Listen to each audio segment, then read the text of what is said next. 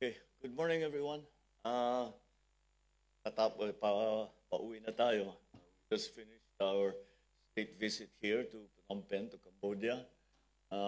And I think it has been a very good, substantial visit, and that we have managed to open many new avenues of cooperation between Cambodia and the Philippines in many ways, in government work, in private businesses, in G2G arrangements, and everything else in between. Kaya natutuwa naman ako na kasi ang trade natin sa Cambodia, $100 million more or less.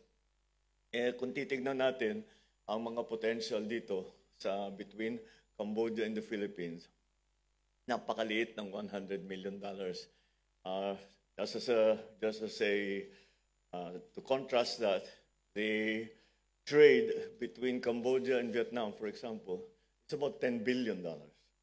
So malayo pa lang pwede paratingan.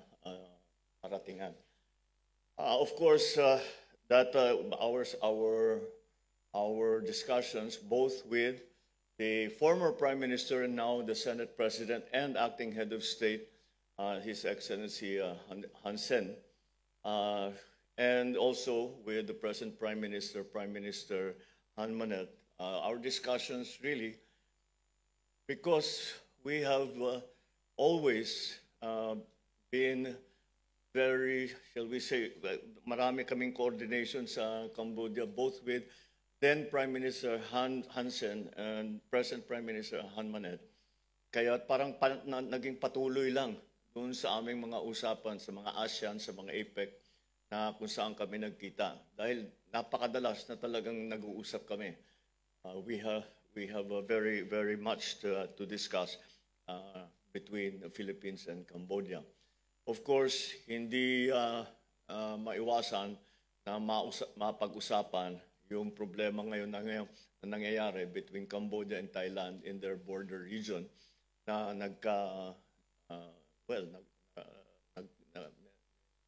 may clashes between the two countries. So, paulit-ulit namin sinasabi, basta ang Pilipinas at saka yung ASEAN, nandito kami upang tumulong. At dahil pareho kayong kaibigan namin, we are friends with both Cambodia and Thailand, we are all members of ASEAN, ayaw natin makikita na magkakaproblema ang mga member states of ASEAN.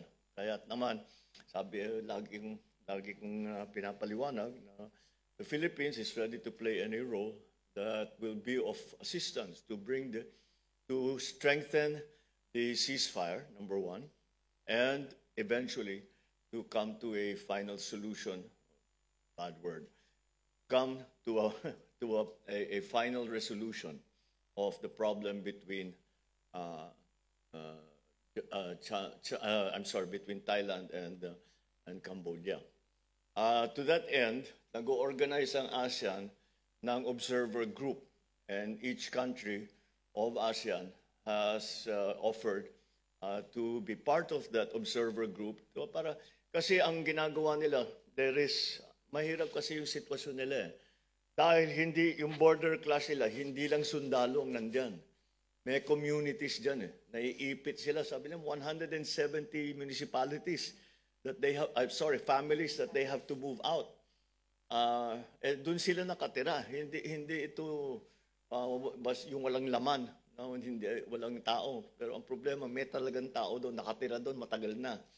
Kaya anong gagawin nila doon? And they have to decide. So that's the problem. So the observers that ASEAN, the observer group that the ASEAN is organizing, will be there to observe and to make sure that whatever agreements are arrived at, that they will eventually be observed properly by both sides. And we had originally committed to providing one observer.